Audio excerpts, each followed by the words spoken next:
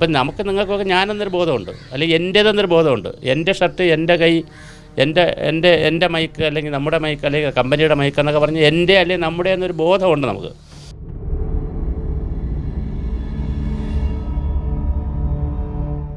നിർഭാഗ്യവശാൽ താടി വളർത്തിയവരും കാവി ഉടുത്തവരും എല്ലാം അങ്ങോട്ട് പറയുന്നത്, മരിച്ചു പോകുമ്പോൾ എന്താ പറയുന്നത്, സമാധി ആവണമെന്നാണ്. ചിലപ്പോൾ അവർ യോഗയും അവർക്ക് ഒന്നും അറിയത്തില്ലായിരിക്കും. അവർക്ക് യോഗ അറിയില്ല, പ്രാണായാമം അറിയത്തില്ല, ഇതിൻ്റെ ഒരു തത്വം അറിയത്തില്ലേ.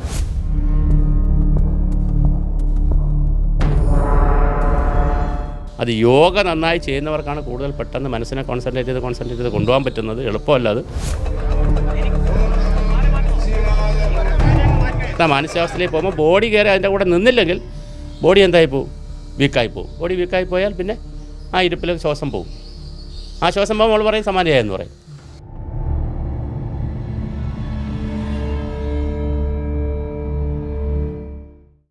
നമസ്കാരം. നെയ്യാറ്റിൻകരയിലെ ഗോപൻ സ്വാമിയുടെ സമാധി വലിയ ചർച്ചാവിഷയമായ സാഹചര്യത്തിൽ യഥാർത്ഥ സമാധി എന്താണ് എന്നുള്ള ചോദ്യമാണ് പ്രധാനമായും പൊതുസമൂഹത്തിൽ നിന്നും ഉയർന്നു വരുന്നത്. എന്തായാലും സമാധി എന്ന വാക്കിനർത്ഥം എന്താണ്, യഥാർത്ഥത്തിൽ സമാധി എന്താണ് എന്നെല്ലാം ഇപ്പോൾ സാമൂഹ്യ നിരീക്ഷകനായ ഡോക്ടർ വി സുഭാഷ് ചന്ദ്രബോസ് ഇപ്പോൾ നമ്മളോട് വിശദീകരിക്കുകയാണ്. ഇപ്പോൾ സമാധിയാണ് പ്രധാന വിവാദം. സത്യത്തിൽ ഈ യഥാർത്ഥ സമാധി എന്ന് പറഞ്ഞാൽ എന്താണ്, എങ്ങനെയാണ്? സമാധി എന്ന് പറയുന്നത് നിർഭാഗ്യവശാൽ ഞാൻ ഈ പല കാര്യങ്ങളും ഇപ്പോൾ പറയേണ്ടി വരുന്നുണ്ട്. അങ്ങനെ നമുക്ക് സമൂഹത്തിൽ പറയേണ്ടി വരുന്നു. നമ്മുടെ സെമിറ്റിക് മതങ്ങൾ പോലെ, ഹിന്ദു ക്രിസ്ത്യൻ മതം പോലെ, ഇസ്ലാം മതം പോലെ, നബിയിൽ വിശ്വസിക്കുന്നവർ ഇസ്ലാമുകൾ, അല്ലെങ്കിൽ യേശു ക്രിസ്തു ദേവനിൽ വിശ്വസിക്കുന്നവർ ക്രിസ്ത്യാനികൾ എന്ന് പറയുന്ന പോലെ ഒരു സെമിറ്റിക് മതമല്ല ഹിന്ദു ആചാരങ്ങളും അനുഷ്ഠാനങ്ങളും. അതിൻ്റേതായ സ്വാതന്ത്ര്യവും ജനാധിപത്യവും സർവതന്ത്ര സ്വതന്ത്രമാണത്. പക്ഷെ അതുകൊണ്ട് തന്നെ ഒരുപാട് അപകടമുണ്ട് ഇതിനകത്ത്. ഈ കണ്ണിൽ കണ്ടവരെല്ലാം എടുത്തു വെച്ച് തുള്ളു. അതിന് അവർക്ക് എന്താണെന്ന് ചങ്കാണ മത്തങ്ങയെന്ന് അറിഞ്ഞുകൂടാ. മാടനും മറതയും ശിവനും വിഷ്ണുവും എന്തെല്ലാം അവർക്ക് കാട്ടിക്കൂട്ടാൻ പറ്റുമോ അതെല്ലാം അവർ കാട്ടിക്കൂട്ടും. അങ്ങനത്തെ ഒരു മനുഷ്യന് സ്വാതന്ത്ര്യം കൊടുത്ത ഇപ്പോൾ സോഷ്യൽ മീഡിയയിലൊക്കെ നമ്മൾ കാണുന്നില്ലേ, അത് പറഞ്ഞാൽ കാണും. അപ്പോൾ ഹിന്ദു വിശ്വാസ പ്രമാണങ്ങളനുസരിച്ച് ഈ സമാധി എന്ന് പറയുന്നത് കുറച്ചുകൂടി ഉയർന്നൊരു തലമാണ്. യോഗയുമായിട്ടൊക്കെ വളരെ ബന്ധമുള്ളതാണത്. അത് നമ്മളിപ്പോൾ പറഞ്ഞു കഴിഞ്ഞാൽ എല്ലാവരും പറയണമെന്നതും മരിക്കുക, കാലം ചെയ്യുക, തീപ്പെട്ടു. ഇപ്പോൾ സാമൂതിരി തീപ്പെട്ടു, പിന്നെ ബിഷപ്പുമാരെ കാലം ചെയ്തു, പിന്നെ മനുഷ്യർ മരിച്ചു, പട്ടി ചത്തു, അന്തരിച്ചു, ഇങ്ങനെയൊക്കെയാണ് നമ്മൾ, രാജാവ് നാട് നീങ്ങി, ഇങ്ങനെയൊക്കെയാണ്. അതുപോലെ സ്വാമിമാരും സന്യാസിമാരും ഭൗതികമായി മരിച്ചു പോയാൽ അവർക്ക് പറയുന്ന പേരാണ് സമാധി എന്നാണ് നമ്മൾ പഠിച്ചു വച്ചിരിക്കുന്നത്. അങ്ങനല്ല, സമാധി കഴിഞ്ഞ് തിരിച്ചു വരും. സമാധിയിൽ ഇരുന്നിട്ട് തിരിച്ചു വരും യോഗി. 2-3 മണിക്കൂറോ, ചിലപ്പോൾ ഒരുപാട് സമയം പറ്റത്തില്ല, കുറച്ച് സമയം, ചിലപ്പോൾ ഒരു ദിവസമൊക്കെ ഇരുന്നവരുണ്ടെന്നാണ് പറയുന്നത്, നമുക്ക് അറിയാൻ പറ്റത്തില്ല. പക്ഷേ എങ്കിലും കുറേ സമയം അന്തരീക്ഷത്തിലിരിക്കുന്നവരുണ്ട്, നിൽക്കുന്നവരുണ്ട്. തറയിലും ഭൂമിയിലും അല്ല, ഈ താഴെയും ഉയരെ അല്ല, അന്തരീക്ഷത്തിൽ ഇരുന്ന് പത്മാസനം ഇരിക്കുമ്പോൾ അന്തരീക്ഷത്തിൽ ഇരിക്കാൻ കഴിയുന്നവരുണ്ട്. പക്ഷേ അതൊക്കെ മനസ്സിൻ്റെ, ഇപ്പം അങ്ങനെ പറ്റുമോ എന്ന് ഉടനെ ഇങ്ങനെ പറ്റുമോ എന്ന് വെച്ചാൽ സർക്കസിൽ എന്തെല്ലാം കാണിക്കുന്നു, എന്തെല്ലാം അഭ്യാസങ്ങൾ സർക്കസ് കാണിക്കുന്നുണ്ട് മനുഷ്യൻ. അപ്പോൾ മനുഷ്യൻ്റെ മനസ്സ് വിചാരിച്ചാൽ ഈ പറയുന്ന പല കാര്യങ്ങളും ചെയ്യാൻ പറ്റും. അപ്പം യഥാർത്ഥ സമാധി എന്ന് പറയുമ്പോൾ മനുഷ്യൻ്റെ ബോധതലവും, നമുക്കൊരു ബോധതലമുണ്ട് ഈ പ്രപഞ്ചവുമായി, ആ ബോധതലത്തിൽ നിന്ന് നമ്മളൊന്ന് വിട്ട് പ്രപഞ്ചതലവുമായി നമ്മൾ ഉയർന്ന്, മാനസികമായി അങ്ങനെ ഉയർന്ന്, ഞാനെന്ന സ്വത്വബോധം എന്നിൽ നിന്നങ്ങ് നഷ്ടപ്പെട്ട് പ്രപഞ്ചബോധവുമായി വരുന്ന ഒരു അവസ്ഥയാണത്, ഒരു മാനസികാവസ്ഥയാണ്. അതൊരു 8ാമത്തെ അവസ്ഥയായിട്ടൊക്കെയാണ് നമ്മൾ പറയുന്നത്. സാധാരണ യോഗയൊക്കെ ചെയ്ത് 8ാമത്തെ അവസ്ഥയായിട്ടാണ് പറയുന്നത്. അത് കഴിഞ്ഞ് തിരിച്ച് വരുന്നവരുണ്ട്. പക്ഷേ പ്രശ്നമെന്ന് വെച്ചാൽ ഇതിലേക്ക് പോയി അബോധാവസ്ഥയായി പോയാൽ അപ്പോഴും ബോധമുണ്ട്. എന്ത് ബോധമാണുള്ളത്? ഞാനെന്ന ബോധമില്ല. ഇപ്പം നമുക്ക് നിങ്ങൾക്കൊക്കെ ഞാനെന്നൊരു ബോധമുണ്ട്, അല്ലെങ്കിൽ എൻ്റേതെന്നൊരു ബോധമുണ്ട്. എൻ്റെ ഷർട്ട്, എൻ്റെ കൈ, എൻ്റെ മൈക്ക്, അല്ലെങ്കിൽ നമ്മുടെ മൈക്ക്, അല്ലെങ്കിൽ കമ്പനിയുടെ മൈക്ക് എന്നൊക്കെ പറഞ്ഞ് എൻ്റെ അല്ലെങ്കിൽ നമ്മുടെ എന്നൊരു ബോധമുണ്ട് നമുക്ക്. പക്ഷെ ആ ഒരു ബോധമില്ല, എൻ്റെ എന്നൊരു ബോധമില്ല സമാധി അവസ്ഥയിലേക്ക് പോകുമ്പോൾ. പക്ഷേ ബോധം നഷ്ടപ്പെട്ടാലും എൻ്റെ എന്നുള്ള സ്വത്വബോധം ഇല്ലെങ്കിലും വേറൊരു ബോധമുണ്ട്. കാരണം എൻ്റെ ജീവൻ നിൽക്കാണല്ലോ, ഓക്സിജൻ ശരീരത്തിൽ കിടക്കുകയാണല്ലോ. അതുകൊണ്ട് എനിക്ക് വേറൊരു ബോധമുണ്ട്. അത് പ്രപഞ്ചവുമായിട്ടുള്ളൊരു ബോധ്യത്തിൽ നിൽക്കുന്ന ഒരു അവസ്ഥയാണ്. അതൊരവസ്ഥയാണ് മനുഷ്യൻ്റെ. ഇപ്പോൾ കടയോഗം ഇതിനകത്ത് വരുന്നതാണ്. ഇപ്പോൾ ശ്രീനാരായണ ഗുരുദേവൻ കടയോഗം പഠിച്ചിട്ടുള്ള ആളാണ്. ഒരുപാട് പ്രയോഗിച്ചിട്ടില്ല. എന്തുകൊണ്ടാണ് ഗുരുദേവനൊക്കെ വളരെ, അതാണ് ഗുരുദേവനൊക്കെ നമുക്ക് ആദരിക്കേണ്ടത്, കൂടുതൽ ആദരവ് പ്രയോഗിക്കാത്ത എന്താണ്, കണ്ണി കണ്ടവരൊക്കെ ചാടി കഴിച്ച് കയറി നിൽക്കുക, ഉടനെ ചത്തുവും വീണ്. പിന്നെ അതുപോലെ തന്നെ ശിവരാജയോഗം ഇതിനകത്തുള്ള വളരെ പ്രധാനപ്പെട്ട ഒരു കാര്യമാണ്. അയ്യാഗുരു, തക്കാട് അയ്യാഗുരു ഇതിൻ്റെ ചാമ്പ്യനായിരുന്നു. അന്തരീക്ഷത്തിലൊക്കെ നിൽക്കുമെന്നാണ് പറയുന്നത്. വളരെ വലിയ ചാമ്പ്യന്. പക്ഷേ ഒരു പ്രാവശ്യം നിൽക്കുമ്പോൾ അല്ലെങ്കിൽ ഇരിക്കുമ്പോൾ രണ്ടാമത് ശിഷ്യന്മാരൊന്നും ഒന്നുകൂടെ ഇരിക്കണമെന്ന് പറഞ്ഞാൽ ഇരിക്കത്തില്ല. കാരണം ഇത് കണ്ട് പഠിച്ചു പോയി ഇവരെല്ലാം നാശക്കോട്ടയാക്കും ഇതിന്. അപ്പോൾ ഇതൊരു സാധനയാണ്. ഇത് മനുഷ്യനും പ്രപഞ്ചവുമായുള്ളൊരു ബന്ധമാണ്. ഇത് വേറെ തലമാണ്. നിർഭാഗ്യവശാൽ താടി വളർത്തിയവരും കാവ്യ ഉടുത്തവരും എല്ലാം അങ്ങോട്ട് പറയുന്നത് മരിച്ചു പോകുമ്പോൾ എന്താ പറയുന്നത്, സമാധി ആവണമെന്നാണ്. ചിലപ്പോൾ അവർ യോഗയൊന്നും അവർക്ക് ഒന്നും അറിയത്തില്ലായിരിക്കും. അവർക്ക് യോഗ അറിയില്ല, പ്രാണായാമം അറിയത്തില്ല, ഇതിൻ്റെ ഒരു തത്വം അറിയത്തില്ലായിരിക്കും. അതൊന്നും ചെയ്യുന്നവരും ആയിരിക്കത്തില്ല, ധ്യാനമൊന്നുമുള്ളവരൊന്നും ആയിരിക്കത്തില്ല. അങ്ങ് സമാധിയായെന്ന് പറയും. അങ്ങനെ ഈ സമാധി എന്ന വാക്കിനെ വ്യാപകമായി ദുർവിനിയോഗം ചെയ്യുന്നുണ്ട്. ഏറ്റവും പവിത്രമായിട്ടുള്ള മനുഷ്യനും പ്രപഞ്ചവുമായിട്ടുള്ള ആ കൂടിച്ചേരലിൽ മനുഷ്യനെന്ന സ്വത്വബോധത്തിൽ നിന്ന് ഉയർന്ന് പ്രപഞ്ചബോധത്തിലേക്ക് മനുഷ്യൻ്റെ മനസ്സുയർന്ന് ആ പ്രപഞ്ചബോധവുമായി ബന്ധപ്പെട്ട് നിൽക്കുമ്പോഴുണ്ടാകുന്ന ഒരു അവസ്ഥയാണത്. അതിനാണ് നമ്മൾ സമാധി എന്ന് പറയുന്നത്. പക്ഷേ അത് നിർഭാഗ്യവശാൽ അതല്ല നമ്മൾ മഹാഭൂരിപക്ഷം പേര്. ഇന്നിപ്പോൾ പല ആളുകൾ ഈ ചാനലുകളിലൊക്കെ വന്നിട്ട് യൂട്യൂബിലെല്ലാ ചാനലുകളിലൊക്കെ വന്ന് പല സന്യാസിമാരും സ്വാമിമാരും ഒക്കെ ഒന്ന് പറയുന്നതാണ് കേട്ട് സങ്കടം തോന്നി, വിഷമം. ഞാൻ അങ്ങനെ പറയുന്നുണ്ട്, വേറെ ഒന്നും കരുതരുത്. അവർ വിഷമം തോന്നി. അവരും പറയുന്നതാണ് സ്വാമിമാരും സന്യാസിമാരും മരിക്കുന്നതാണ് സമാധി. അല്ല, അങ്ങനല്ല. സന്യാസം നന്നായി പഠിച്ചവർക്ക് മരണമെന്ന വാക്ക് പോലുമില്ല. ഭൗതിക ശരീരം നഷ്ടപ്പെടുന്നത് മരണമല്ല. ഇതൊക്കെ ഒരുപാട് സിദ്ധാന്തങ്ങൾ കിടക്കുന്നൊരു മണ്ണാണ് ഇവിടെ. പക്ഷേ ഈ സിദ്ധാന്തങ്ങൾ നിർഭാഗ്യവശാൽ ശരിയോ തെറ്റോ ആരും പഠിക്കുന്നുമില്ല, ആരും വിശകലനം ചെയ്യുന്നുമില്ല, പുതിയ തലമുറയെ പഠിപ്പിക്കുന്നുമില്ല. അപ്പോൾ അതുകൊണ്ട് തന്നെ പ്രപഞ്ചവും ഞാനും ഒന്നാണ്. നീ പ്രപഞ്ചത്തിൻ്റെ ഭാഗമാണ്. ഇവിടെയുള്ള എല്ലാം ഒരു ഉണ്മയാണ്. ഇതെന്ന് ഉണ്ടായെന്നറിയില്ല, എന്ന് നശിക്കുമെന്നും നമുക്കറിയത്തില്ല, എങ്ങനെ ഉണ്ടായെന്ന് നമുക്കറിയത്തില്ല. പ്രപഞ്ചം എങ്ങനെ ഉണ്ടായെന്ന് നമ്മൾ പറയുന്നു. ഈ കുറേ ഘടകങ്ങളുണ്ടായത് ഭൂമി ഉണ്ടായത് അങ്ങനെ, അല്ലാതെ പ്രപഞ്ചമാകെ എങ്ങനെ ഉണ്ടായി എന്നുള്ളതിനെ സംബന്ധിച്ചൊക്കെ ഇപ്പോഴും ശാസ്ത്രവും അജ്ഞാനവും നിൽക്കുകയാണ്. അപ്പോൾ എന്നുണ്ടായെന്ന് വെച്ചാൽ ആദ്യമേ ഉണ്ട് എന്നേ പറയുന്നുള്ളൂ. നമ്മൾ ശാസ്ത്രം അങ്ങനെയാണ് പറയുന്നത്, മോഡേൺ സയൻസ് എന്നല്ലേ പറയുന്നത്, പണ്ടേ ഉണ്ടെന്നല്ലേ പറയുന്നത്. അല്ലാതെ ഇന്ന വർഷം ഇന്ന തീയതി ഉണ്ടായത്, പക്ഷേ ഭൂമി ഉണ്ടായത് ഇങ്ങനെയാണ് ഓരോ ഘടകങ്ങൾ പറയുന്നത്. അല്ലാതെ പ്രപഞ്ചം എന്ന് പറയുന്ന യൂണിവേഴ്സൽ ഈ കാര്യം എങ്ങനെ ഉണ്ടായി എന്നുള്ളതിനെ സംബന്ധിച്ചൊക്കെ ഒരുപാട് അജ്ഞതകളുണ്ട്. അജ്ഞതയല്ല, ഒരുപാട് അനന്തതയാണത്. അപ്പോൾ ആ അനന്തതയെ ഒന്നും പഠിക്കാതെ നമുക്ക് കിട്ടിയ കുഞ്ഞറിവ് വെച്ച് നമ്മളിങ്ങനെ അങ്ങോട്ട് ചർവണം ചെയ്ത് മരിക്കുന്ന പോലെയാണ് സമാധി എന്ന് അങ്ങ് പറഞ്ഞ് അങ്ങ് ഒപ്പിക്കുകയാണ്. ഒരു കാരണവശാലും അതല്ല, മരണമല്ല സമാധി. ഞാൻ പറയും മനുഷ്യൻ്റെ മനസ്സിൻ്റെ അന്തരീക്ഷം പ്രപഞ്ചവുമായി ചേരുന്നതിൻ്റെ വേറെ മാനസികതലത്തിലേക്ക് ഉയരുന്നതാണ്. അത് യോഗ നന്നായി ചെയ്യുന്നവർക്കാണ് കൂടുതൽ പെട്ടെന്ന് മനസ്സിനെ കോൺസെൻട്രേറ്റ് ചെയ്ത് കൊണ്ടുപോകാൻ പറ്റുന്നത്. എളുപ്പമല്ല അത്. അങ്ങനെ അത് ഘടയോഗമൊക്കെ എന്ന് പറഞ്ഞാൽ വളരെ പ്രയാസപ്പെട്ട പരിപാടിയാണ്. പക്ഷേ അത് ചെയ്ത് പോകുന്നവരുണ്ട്, അതിൽ തിരിച്ചു വരുന്നവരുണ്ട്. സമാധിയിലേക്ക് പോയിട്ട് അവസ്ഥയാണത്. സമാധി അവസ്ഥയിലേക്ക് പോയിട്ട് തിരിച്ച് ഭൗതിക അവസ്ഥയിൽ തന്നെ ഞാനെന്ന ബോധത്തിലേക്ക് വന്ന് ജീവിക്കുന്നവരുണ്ട്. അങ്ങനെ ഒത്തിരി പേരുണ്ട്.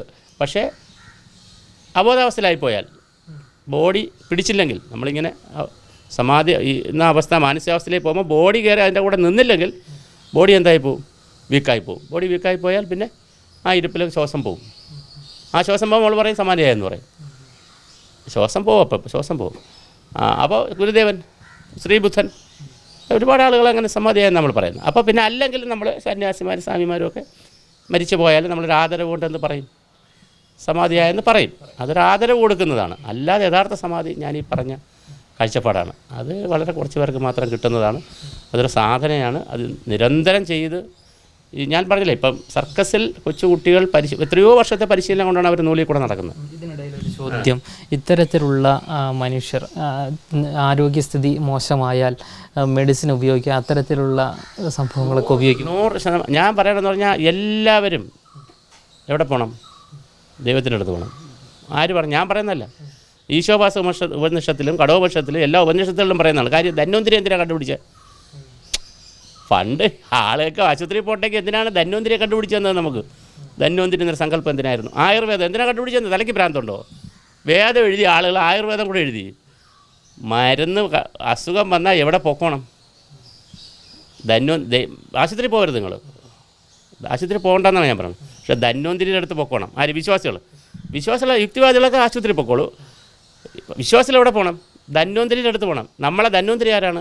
SP ഹോസ്പിറ്റലും ഇവിടുത്തെ കിംസും ഒക്കെയാണ് നമ്മളെ ധന്വന്തിരി. അല്ല വേറെ എവിടെ നമ്മൾ പോകണേ? അതുകൊണ്ട് നിർബന്ധമായി എവിടെ പോകണം? അസുഖം വന്നാൽ നിർബന്ധമായി ഹോസ്പിറ്റലിൽ പോകണം. മരണം ഉറപ്പാക്കുന്നത് ആരാ? ഹോസ്പിറ്റലുകാർ ഉറപ്പാക്കുന്നതാണ് കൂടുതൽ ആധികാരികത. നമുക്ക് ഉറപ്പാക്കാം പൾസ് പോയോ എന്നൊക്കെ നമുക്ക് കണ്ടുപിടിക്കും. ഒരാൾ മരിച്ചു പോയെന്നറിയാം. കാരണം 2-3 മിനിറ്റ് കഴിയുമ്പോൾ ബോഡി തണുക്കും. അപ്പോൾ അറിയാൻ പറ്റും ശ്വാസം ഉണ്ടോ എന്ന് കൈവച്ച് നോക്കി. പക്ഷേ എന്നാലും ഒരു ഡോക്ടർ ഉറപ്പാക്കുമ്പോൾ എന്തെങ്കിലും ജീവൻ ഇപ്പം കാരണം വേറെ ഒരു പ്രശ്നമുണ്ട്. ഇപ്പം എൻ്റെ മദർ തന്നെ ഒരു ദിവസം പെട്ടെന്ന് ഇരുന്നപ്പോൾ അങ്ങ് മറിഞ്ഞു വീണു. എന്ത് കുറഞ്ഞതാണ്, നമ്മുടെ ഷുഗർ 0ലേക്ക് അങ്ങ് പോയതാണ്, ഡൗൺ ആയതാണ്. മരിച്ചു പോയെന്ന് പറഞ്ഞാൽ നമ്മളെടുത്ത് കുഴിച്ചിട്ടാ. അപ്പോഴും ഞങ്ങൾ ഹോസ്പിറ്റലിൽ കൊണ്ടുപോയി. അപ്പോൾ തന്നെ കുറച്ച് ഗ്ലൂക്കോസ് അടച്ചപ്പോൾ 10 മിനിറ്റ് കഴിയുമ്പോൾ അമ്മ അഴിച്ചു വന്നു. ഞാൻ പറഞ്ഞില്ലേ. അപ്പോൾ അതുകൊണ്ട് ഒരാളും ഹോസ്പിറ്റലിൽ പോകണ്ട, എൻ്റെ അഭിപ്രായമില്ല ഹോസ്പിറ്റൽ. പക്ഷേ എവിടെ പോകണം? ധന്വന്തിരിയുടെ അടുത്ത് പോകണം. ധന്വന്തിരി ദൈവമാണല്ലോ, വിശ്വാസികളെ വെച്ചാൽ ഞാൻ പറയണം. ധന്വന്തിരി ദൈവം. അതിനാണ് ആയുർവേദം കണ്ടുപിടിച്ചത്. അലോപ്പതി. ഇപ്പോൾ ആയുർവേദത്തിൻ്റെ മോഡ് അത് പുതിയ കാലഘട്ടത്തിൽ അലോപ്പതി കണ്ടുപിടിച്ചു. എല്ലാവരും ആയുർവേദത്തിൽ പോകണമെന്ന് ഞാൻ പറയുന്നില്ല. പുതിയ കാലത്ത് അലോപ്പതി കണ്ടുപിടിച്ചു തന്നു ലോകം. അങ്ങോട്ട് പോകണം. അപ്പോൾ അവർ മരുന്ന് തരുന്ന ആളാരാണ്? ധന്വന്തിരിയുടെ ശിഷ്യഗണത്തിൽപ്പെടുന്നവരാണ്. ഇങ്ങനെ ഓരോന്നിനെയും നമ്മൾ പഠിച്ചാൽ, ഞാനിപ്പോൾ കുറച്ച് പഠിക്കാനോട് ശ്രമിക്കുന്നു, ഓരോന്നിനെ പഠിച്ചാൽ പ്രപഞ്ചത്തിലെ ഓരോ കാര്യത്തിനും വളരെ കൃത്യമായിട്ട് ക്ലോസുകൾ എഴുതി വെച്ചിട്ടുണ്ട്. അതുകൊണ്ട് പിന്നെ എന്താണ്, ഭസ്മം കഴിച്ചാൽ ഒരു ഭസ്മം കൊടുത്തെന്ന് വരിക, ഒരു സന്യാസിയെ സ്വാമിയെ കണ്ട് ഭസ്മം കഴിച്ചാൽ അസുഖം പോകുമെന്ന് വെച്ചാൽ സ്കാൻ ചെയ്തപ്പോൾ ഒരു സ്വാമി പറയുന്നതാണ്, സ്കാൻ ചെയ്തപ്പം ക്യാൻസർ ഉണ്ടായിരുന്നു, ഭസ്മം കൊടുത്തിട്ട് സ്കാൻ ചെയ്തപ്പം ക്യാൻസർ പോയി. ഇപ്പോൾ ഭസ്മം ഉണ്ടായിരുന്നല്ലോ അതെവിടെ എന്നൊരു ചോദ്യമുണ്ട്. എൻ്റെ ചോദ്യമല്ല, ഒരു സന്യാസിയുടെ ചോദ്യം, സ്വാമിയുടെ ചോദ്യമാണ്. ഞാൻ പ്രഭാഷണത്തെ കേട്ടെ. അപ്പോൾ അങ്ങനെയൊന്നുമില്ല. അപ്പോൾ ചോദിക്കാം, ആശുപത്രിയിൽ പോയാൽ എന്തിന് അമ്പലത്തിൽ പോകണ്ടേ? എൻ്റെ ചോദ്യമാണ്, നല്ല ചോദ്യമാണ്. ഹോസ്പിറ്റലിൽ പോയാൽ ഹോസ്പിറ്റലിൽ തൻ്റെ രോഗിക്ക് സ്വന്തമായിട്ടും മറ്റൊരു രോഗിക്കും വേറൊരാളിനാണ്. ഇപ്പം എനിക്കോ നമ്മളിനോ ആർക്കെങ്കിലും രോഗം വന്നാൽ ഹോസ്പിറ്റലിൽ പോയാൽ അവരുടെ ചികിത്സ കൊണ്ട് കാര്യങ്ങൾ ഫലിക്കാതെ വരുന്നു എന്നൊരു മാനസികാവസ്ഥ എനിക്ക് വന്നെന്ന് വരിക. തീർച്ചയായിട്ടും ഞാൻ എന്ത് ചെയ്യണം? എനിക്കും എൻ്റെ കുടുംബാംഗങ്ങൾക്കും മാനസിക ബലം കിട്ടാൻ വേണ്ടി ഞാൻ എന്ത് ചെയ്യണം? ഞാൻ വിശ്വസിക്കുന്ന തൊട്ടടുത്ത ക്ഷേത്രത്തിൽ പോയി ഒരു പൂജ ചെയ്തേക്കണം. അപ്പോൾ എനിക്കെന്ത് കിട്ടി? മാനസിക ബലം കിട്ടി. ഉടനെ ഹോസ്പിറ്റലിൽ വിളിച്ച് പറയരുത് ഇഞ്ചക്ഷൻ വേണ്ട കേട്ടോ, മാനസിക ബലം ഇവിടെ കിട്ടിയിട്ടുണ്ട്, ദൈവം ഇല്ല. ഹോസ്പിറ്റലിൽ ഇഞ്ചക്ഷൻ തന്നെ കൊടുക്കണം, മരുന്ന് തന്നെ കൊടുക്കണം, ഡോക്ടർ പറയണത് കൊടുക്കണം, ധന്വന്തിരി പറയണത് കൊടുക്കണം. ഇവിടെ എന്തുണ്ട്? ഒരു മാനസിക ബലം കിട്ടാൻ, ഒരു ധൈര്യം കിട്ടാൻ, ഒരു പിടി കിട്ടാൻ വേണമെങ്കിൽ അമ്പലത്തിൽ പോയിക്കോളൂ. മൃത്യുഞ്ജയ ഹോമമൊക്കെ ചെയ്യും ആളുകൾ പോയിട്ട്, അതൊക്കെ ചെയ്തോളൂ. അപ്പം അല്ലേ പിന്നെ വേറെ സംശയമുണ്ട്, മൃത്യുഞ്ജയ ഹോമത്തിൽ ആളുകളെ ജീവിപ്പിച്ച് വരുമെങ്കിൽ സ്ഥിരമായിട്ട് മരിക്കാതിരിക്കാൻ മൃത്യുഞ്ജയ ഹോമം ചെയ്താൽ പോരെ? അത് ലോജിക്കൽ ചോദ്യമാണ്, യുക്തിവാദികളുടെ ലൈനിൽ നിന്ന് ഞാൻ ചോദിക്കുന്നത്. എങ്ങനെ മൃത്യുഞ്ജയ ഹോമം സ്ഥിരം ചെയ്താൽ പോരെ? എന്നും പോയി മൃത്യുഞ്ജയ ഹോമം രാമം ചെയ്താൽ ഞാൻ ചത്തുപോകില്ലല്ലോ. അതൊക്കില്ല. ആനന്ദതീർത്ഥനും ബുദ്ധൻ ആനന്ദതീർത്ഥനും ചെന്ന് സങ്കടപ്പെടുമ്പോൾ ഗുരു അങ്ങ് പോയാൽ ഇതിനി ആരാണ് ഇതൊക്കെ കൊണ്ടു നടക്കുന്നത് ചോദിക്കുമ്പോൾ പറയും, കമ്പോസ് ചെയ്തിട്ടുണ്ടെങ്കിൽ ഡീകമ്പോസ് ചെയ്യും, ഒന്ന് ചേർന്നിട്ടുണ്ടെങ്കിൽ പിരിഞ്ഞു പോയിരിക്കും. നശിക്കുമെന്നല്ല പറയണം, പിരിഞ്ഞു പോയിരിക്കും. ഒന്നിക്കുക, നിൽക്കുക, പിരിഞ്ഞു പോവുക, ഇതേ ഉള്ളൂ പ്രപഞ്ചം. ഒന്നിക്കുക, നിൽക്കുക, പിരിഞ്ഞു പോവുക. മര്യാദയ്ക്ക് നിൽക്കണമെങ്കിൽ ആശുപത്രിയിൽ പോകണം, എല്ലാ കാര്യങ്ങളും ചെയ്യണം. അതിന് ആത്മബലം കൂട്ടാൻ നിങ്ങൾ എന്ത് ചെയ്തോളൂ? മാനസിക ബലം കൂട്ടാൻ യോഗ ചെയ്തോളൂ. പിന്നെ ഈ പറഞ്ഞ അമ്പലത്തിൽ പോകണേ പൊക്കോളൂ, വിശ്വാസികളുടെ അടുത്ത് പൊക്കോളൂ, എവിടെ വേണം ചെയ്തോളൂ. പക്ഷേ രണ്ടും കൂടി കൂട്ടിക്കുഴച്ച് ചില ഈ നമ്മുടെ ഇപ്പം ഒരു ഇതെന്താ പറയുക, ഹിന്ദുമത വിശ്വാസത്തിൽ മാത്രമല്ല, ക്രിസ്ത്യമത വിശ്വാസം, ഞാൻ വേറെ ഒന്നും കൊണ്ട് പറയുന്നില്ല, ഇതൊരു പോസിറ്റീവായിട്ട് പറയുന്നത്. ക്രിസ്ത്യമത വിശ്വാസത്തിലൊക്കെ ഒരുപാട് ആളുകളുണ്ട് ആശുപത്രി പോവില്ല, വെള്ളം കൊടുത്താൽ മതി, പൂജിച്ചാൽ മതി, അസുഖം പോകുന്ന വെറുതെയാണത്. അങ്ങനെയൊക്കെ സംഭവിക്കുന്നത് എനിക്കറിയില്ല, അത് എന്താണ് അതിനകത്ത് സംഭവിക്കുന്നത് അറിയില്ല. പക്ഷേ തിരിച്ച് ആത്മബലം കൂടുമ്പോൾ ശരീരത്തിന് എന്തെങ്കിലുമൊക്കെ മാറ്റം വരുമോ എന്നുള്ളത് വേറെ സയൻസ് ചർച്ച ചെയ്യണം. പക്ഷേ ശബരിമലയിലേക്ക് പോകുമ്പോൾ സംസാരിക്കുന്നു എന്നൊക്കെ പറയുന്ന കേസുകളൊക്കെ കേട്ടിട്ടുണ്ട് നമ്മൾ. സംസാരിക്കാത്ത ബാലൻ അവിടെ ചെന്ന് സംസാരിച്ചു എന്നൊക്കെ പറഞ്ഞു. അതിൻ്റെ സയൻസ് എന്തെന്ന് അന്വേഷിക്കണം. കാരണം ഒരു ആത്മബലം കിട്ടി ഉച്ചത്തിൽ ശരീരം പ്രതികരിച്ചതാണോ? ആത്മബലം കിട്ടുമ്പോൾ ശരീരത്തിന് വേറെ പ്രതികരണം വരുമല്ലോ. ലങ്ക ഹനുമാൻ ചാടിയതുപോലെ ആദ്യം ചാടിയില്ലല്ലോ, എല്ലാവരും കൂടെ ഉഷാറാക്കി ആശാൻ ചാടിയല്ലോ എന്ന് പറഞ്ഞതുപോലെ അങ്ങനെയൊക്കെയുള്ള സയൻസ് പഠിക്കേണ്ടതാണ്. അല്ലാതെ നോർമൽ കേസിൽ അസുഖം വന്നാൽ എവിടെ കൊണ്ടുപോകണം? ആശുപത്രിയിൽ നിർബന്ധമായും കൊണ്ടുപോകണം. ആശുപത്രി മറ്റവർ വിശ്വാസികൾ ആശുപത്രി കൊണ്ടുപോകേണ്ട. ആരുടെ അടുത്ത് കൊണ്ടുപോയാൽ മതി? ധന്വന്തിരിയുടെ അടുത്തും അതുമായി ബന്ധപ്പെട്ട ആളുകളുടെ അടുത്തുണ്ട്. എന്നാൽ ആയുർവേദമല്ല, മെഡിക്കൽ സയൻസ്. അത് വളരെ സർജറി ഉണ്ടായിരുന്നതേ. നിങ്ങളിത് പഴയ കാലത്ത് സുശ്രുതനും ചരകനും ഒക്കെ സർജറി നടത്തിയിരുന്നു എന്നാണ് പറയണത്. ഇപ്പോൾ വേദകാലത്തും അതുണ്ടല്ലോ.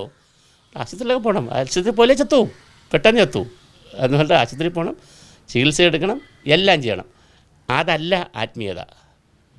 ഞാൻ ആ വാക്കൂടെ പറഞ്ഞ് അവസാനിക്കാം. ഭൗതികതയിൽ നിന്ന് വിട്ടുമാറി ഓടിപ്പോയി എവിടെയെങ്കിലും ചെന്നിരുന്ന് ഈ ചെയ്യുന്ന ഭക്ഷണം കഴിക്കാതെ, ഉണ്ണാതെ, ഉറങ്ങാതെ, ഉടുക്കാതെ, ആശുപത്രി പോകാതെ, രോഗാവസ്ഥ വന്നാലും ഒക്കെ ചെയ്യുന്നതല്ല ആത്മീയത. ഈ ഭൗതിക ജീവിതത്തെ 100 വയസ്സ് വരെ എന്ത് ചെയ്യണമെന്നാണ്? കർമ്മം ചെയ്തുകൊണ്ടേ ഇരിക്കണമെന്നാണ്. 100 വയസ്സാണ് പറയുന്ന ഒരു ആയുസ് പറയുന്നത്. നമുക്ക് ശരാശരി പറഞ്ഞിരിക്കുന്ന ആയുസ് വേദങ്ങളിലൊക്കെ 100 വയസ്സാണ് പറയുന്നത് ഒരാളിന്. ആ 100 വയസ്സ് വരെ എന്ത് ചെയ്തുകൊണ്ടിരിക്കണം? കർമ്മം ചെയ്തുകൊണ്ടേ ഇരിക്കണമെന്നാണ്. സന്യാസി എന്ത് ചെയ്തുകൊണ്ടിരിക്കണം? കർമ്മം ചെയ്തുകൊണ്ടിരിക്കണം. എല്ലാവരും സന്യാസത്തിലേക്ക് പോകണം, അങ്ങനെയും പറയുന്നുണ്ട്. ബ്രഹ്മചര്യം, ഗാർഹസ്ഥ്യം, വാനപ്രസ്ഥം, സന്യാസം, സകല ആളുകളും സന്യാസത്തിലേക്ക് പോകണം. എല്ലാവരും സന്യാസത്തിൽ പോകുമ്പോൾ എന്ത് ചെയ്തോണം? അപ്പോഴും കർമ്മം ചെയ്യണം. മരണം വരെ കർമ്മമല്ല വേറൊരു പണിയില്ല. അപ്പം ചാവുന്നതിൻ്റെ തലേദിവസം ഞങ്ങൾ കഴിഞ്ഞ ദിവസം തമിഴ്നാട്ടിൽ പോയിരുന്നു. 103 വയസ്സായ അപ്പൂപ്പനെ കണ്ടായിരുന്നു. എന്തൊരു ആവേശത്തിൽ ഓടി നടക്കുന്നു. ഞങ്ങളെല്ലാം കാലൊക്കെ തൊട്ട് കാരണം അത്രയും റെസ്പെക്റ്റ് ചെയ്യേണ്ട ഒരാളല്ലേ. ഓടി നടക്കുകയാണ്, എല്ലാവരും പോയി കട്ടിപ്പിടിച്ച് ഫേസ് ഇതൊക്കെ എടുത്ത് പിന്നെ സെൽഫിയൊക്കെ എടുത്ത്. കാരണം 103 വയസ്സായല്ലേ, ഓടി നടക്കുകയാണ് അപ്പൂപ്പൻ. അപ്പോൾ അതുകൊണ്ട് ഇത് ഞാൻ പറഞ്ഞല്ലോ, ഈ സമാധി നിന്നാണ് നമ്മളിവിടെ എത്തിയത്. ഇത് പഠിക്കണം ഭാരതീയർ മാത്രം, ലോകം മുഴുവൻ ഇത് പഠിക്കണം. ഇവിടെ ഒരു അശാസ്ത്രീയതയും ഒരു അന്ധവിശ്വാസം ഒന്നും ഇതിനകത്ത് പറഞ്ഞിട്ടില്ല. മനുഷ്യൻ എടുത്ത് ചെയ്ത് കാട്ടിക്കൂട്ടുന്നതേ ഉള്ളൂ. ഒരു കാര്യം കൂടി ഞാൻ പറഞ്ഞ് അവസാനിപ്പിക്കാം. കാരണം ഈ ആധുനിക കാലത്തിന് മനസ്സിലാവണമെങ്കിൽ ഇത് കണക്ട് ചെയ്യണമല്ലോ. അതുകൂടെ ചേർത്ത് ഞാൻ ചോദിക്കാം. നമ്മൾ ആരെയും കൊട്ടുന്നതല്ല കേട്ടോ. കമ്മ്യൂണിസ്റ്റ് പാർട്ടികൾ തമ്മിൽ അടിക്കാൻ പാടുണ്ടോ? ഇല്ലല്ലോ. ഇവിടെ ഏറ്റവും കൂടുതൽ അടി കിടക്കണ ആരൊക്കെയാണ്? CPI, CPM, RSPയും തമ്മിലല്ലേ തല്ല് കിടക്കണത്. ലോകത്തെവിടെയെങ്കിലും സംഭവിക്കാൻ പാടുണ്ടോ? ഒരു മാനവികത പറയുന്ന പാർട്ടിയല്ലേ രണ്ടുപേരും. അപ്പരൻ്റെ ശബ്ദം സംഗീതം പോലെ കേൾക്കുന്ന പക്ഷേ തല്ലുന്നില്ലേ എന്ന് പറഞ്ഞതുപോലെ സിദ്ധാന്തത്തിനല്ല കുഴപ്പം, പ്രയോഗിക്കുന്ന നിങ്ങളും ഞാനുമാണ് കുഴപ്പം. സമാധി എന്ന സിദ്ധാന്തം എത്രയോ ഉദാത്തമാണ്. നിങ്ങളും ഞാനും എടുത്ത് അങ്ങോട്ട് ഉപയോഗിക്കുമ്പോഴാണ് കുഴപ്പം. കാവ്യം എത്രയോ ഉദാത്തമാണ്. നിങ്ങളെ ഞാനും എടുത്ത് ഞാൻ ഇന്നോട്ട് സ്വാമി എന്ന് പറയുന്നിടത്താണ് ഈ പ്രശ്നം. അപ്പോൾ അതുകൊണ്ട് തത്വത്തിൻ്റെ വഴിക്ക് നിൽക്കുന്നു, പ്രായോഗികത വഴിക്ക് നിൽക്കുന്നു. ദയവായി എന്ത് ചെയ്യുക? തത്വത്തിൻ്റെ അകത്ത് പറഞ്ഞിരിക്കുന്ന എന്തെന്ന് പഠിക്കുക. വാച്യാർത്ഥത്തിൽ പഠിക്കാൻ ശ്രമിക്കരുത്, വ്യംഗ്യാർത്ഥത്തിൽ പഠിക്കാൻ ശ്രമിക്കുക. എന്തിനാണ്, ഏത് സാഹചര്യത്തിലാണ് ഈ കാര്യങ്ങൾ പറഞ്ഞിരിക്കുന്നത്. അങ്ങനെ നോക്കുമ്പോഴാണ് നമ്മൾ വീണ്ടും ഘടയോഗത്തിൽ വരുന്നത്, ശിവരാജയോഗത്തിലേക്ക് വരുന്നത്. അത് ഒരു സാധനയാണ്. അത് മനുഷ്യൻ്റെ പ്രപഞ്ചവുമായുള്ള ഒരു അന്വേഷണം, പ്രപഞ്ച അന്വേഷണമാണ് മുഴുവൻ. നിങ്ങളത് മനസ്സിലാക്കുക. ഈ ഇന്ത്യൻ ആത്മീയത അല്ലെങ്കിൽ ഇന്ത്യൻ ഭാരതത്തിൻ്റെ സംസ്കാരം പറയുന്ന മുഴുവൻ അന്വേഷണമാണ്.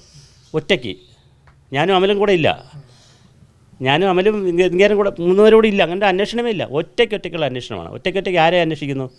പ്രപഞ്ചത്തെ അന്വേഷിക്കുകയാണ്. ഞാൻ ആരാണ്, പ്രപഞ്ചം ആരാണ്, ഞാനുള്ള ബന്ധം എന്താണ്, ഇതാണ് പണി. ഇതിനിടയ്ക്ക് എനിക്ക് അവിടെയായിട്ടുള്ള കണക്ടിവിറ്റി കൂട്ടാൻ വേണ്ടിയിട്ടാണ് ഭൗതികമായി ഞാൻ യോഗയും വേണമെങ്കിൽ ഈ ചിന്തയിലേക്കൊക്കെ നമ്മൾ പോകുന്നത്. ആ ചിന്തയിൽ പോകുമ്പോൾ ഒരു ശരീരത്തെ നമുക്ക് വേണമെങ്കിൽ മറ്റൊരവസ്ഥയിലേക്ക് കൊണ്ടുപോകാം. അങ്ങനെ അവസ്ഥയിലേക്ക് കൊണ്ടുപോകുന്നതാണ് സമാധി. അങ്ങനെ കൊണ്ടുപോകുമ്പോൾ ശരീരം ക്ഷീണിച്ച് പോയാൽ അബോധാവസ്ഥയിൽ പോയാൽ തട്ടിപ്പോവും, അല്ലെങ്കിൽ നമുക്ക് തിരിച്ചു വരാം. ഇതാണ് അതിൻ്റെ കണക്ക്.